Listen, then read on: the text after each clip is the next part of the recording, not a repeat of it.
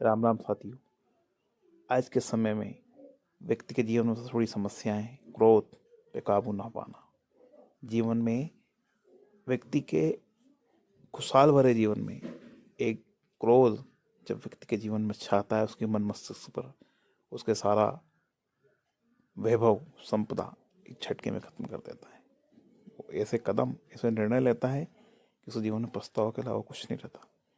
पर हमारे शास्त्र बताते हैं हमारे जीवन में जब भी क्रोध आए वो आपके लिए पुण्य का कारक भी हो सकता है, पाप का भी कारण हो सकता है। पर आपके ऊपर आपके विवेक पर निर्णय करता है कि किस समय आप क्रोध करना चाहिए। आज इसी प्रसंग पे एक बहुत शानदार जानकारी आपको देने जा रहा हूँ। भीष्म पितामह के जीवन का एक ही पाप था, उन्होंने समय पर क्रोध नहीं किया। और जटायु के जीवन का एक ही पुण्य था, उसने समय पर क्रोध किया। भीष्म पितामह ने समय पर क्रोध नहीं किया। जब पांचाली को चीरहरण के लिए सभा में लेकर आया गया, उस समय पितामह भीष्म सभा में बैठे हुए थे, उन्होंने समय पर क्रोध नहीं किया। उसका परिणाम महाभारत के युद्ध में उनको 6 महीने सरसैया पर बाणों के ऊपर लेटना पड़ा। इच्छा मृत्यु थी, उनकी मृत्यु नहीं हुई, पर उनको पाप भोगना पड़ा समय पर क्रोध नहीं करने के कारण।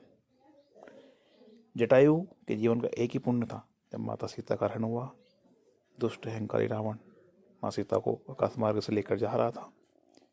जटायु अपनी जान की परवाह किए बिना रावण से भिड़ गया और अंतिम क्षण तक लड़ा और अपने प्राण भगवान श्री राम के भाव में छोड़े। ये उसके जीवन का पुण्य था, उसने समय पर क्रोध किया। दोनों चीज़ों का परिणाम हमारे सामने है, समय पर क्रोध करने का। और इस सीख हमें क्या मिलती है इस कहानी से? जीवन में जब आपका क्रोध धर्म और देश की रक्षा के लिए किया जाए तो वो आपके लिए पुण्य का कारक होता है। और जब आपका क्रोध जीवन में इतने सहनशील बन जाए, इतनी सहनशीलता धारण कर ले कि धर्म और मर्यादा की रक्षा न कर सके, तो आपके लिए पाप का कारक होता है। तो जीवन में जरूर ध्यान रखें किस समय आपको क्रोध करना है। इसलिए विवेक का निर्माण जरूर करें। आपके जीवन में विवेक का होना बहुत जरूरी है।